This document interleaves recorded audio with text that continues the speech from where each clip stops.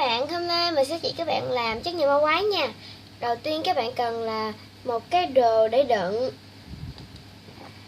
một cái đồ để khuấy, màu nước,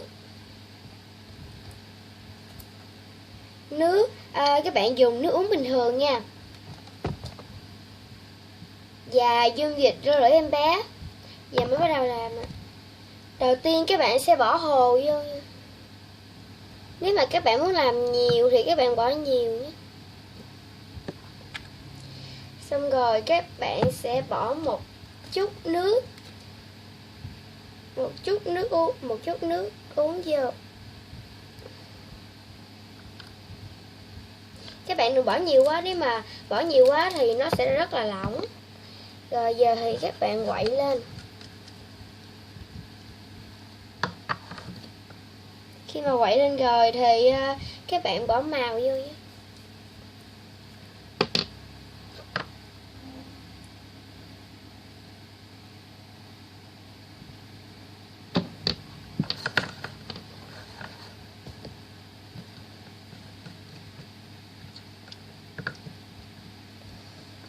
Rồi khi mà các bạn bỏ màu vô rồi thì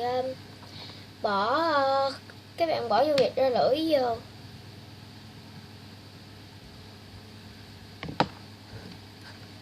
Các bạn quậy lên.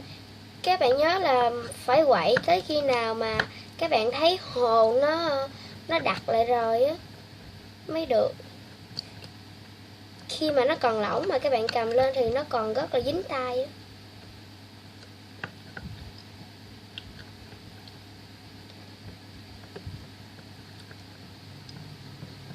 Khi mà thấy các bạn thấy nó đặc lại rồi á, mà thấy nó còn ướt ướt á thì không sao đâu.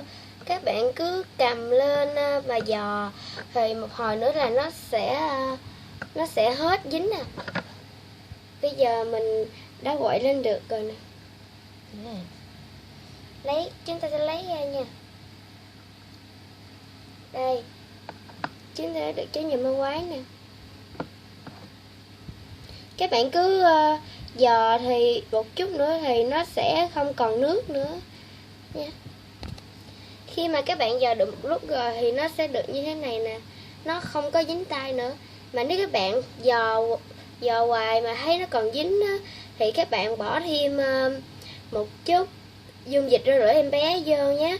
Thì nó sẽ hết dính nè. Đây.